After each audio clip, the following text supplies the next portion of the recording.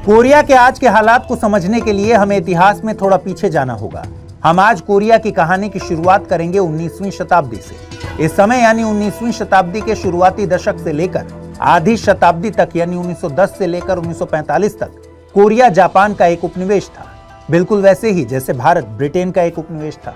जैसे second world war के बाद कुछ सालों बाद भारत सहित कई देश आजाद हुए थे, वैसे ही द्वितीय विश्व युद्ध में जापान के सरेंडर करने के साथ ही कोरिया ने भी उपनिवेशवाद की बेड़ियां उतारकर फेंक दी थी। बिल्कुल वैसे ही जैसे भारत आजाद होने के साथ ही दो हिस्सों में बंट गया था, कोरिया भी आजादी के तुरंत बाद दो हिस्सों में टूट गया।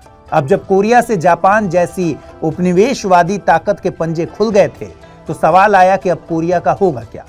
होगा क्या? वही होगा जो मंजूर रशिया अमेरिका होगा, यानी कद्दू कटेगा तो सब में बटेगा। सबसे दुखद बात यह थी कि कोरिया नामक कद्दू कहां से कटेगा, इस पर बहुत मगजमारी नहीं की गई। अमेरिका ने इस काम को करने के लिए डीन रस्क और कर्नल चार्ल्स टिक बोनस्टील को कहा था।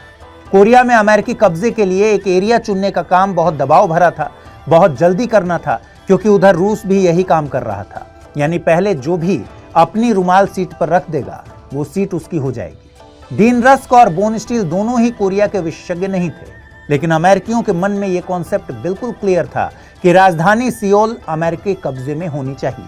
अब दिक्कत यह थी कि सियोल के ठीक नॉर्थ में कोई भी प्राकृतिक भौगोलिक रेखा जैसे नदी या पहाड़ नहीं था, बस एक काल्पनिक रेखा थी, 38वीं समानांतर रेखा। बस इसी रेखा के ऊपर अमेरिकन्स ने पेन से लकीर खींच दी और ये बन गई कोरिया को दो हिस्सों में बांटने वाली रेखा। हैरानी की बात यह थी कि रूस ने भी इसको मान लिया, यानी जैसे पिज्जा काटा जाता है वैसे ही कोरिया को काट दिया गया। नॉर्थ पार्ट में कंट्रोल हुआ सोवियत संघ का और साउथ पार्ट मिला अमेरिका को।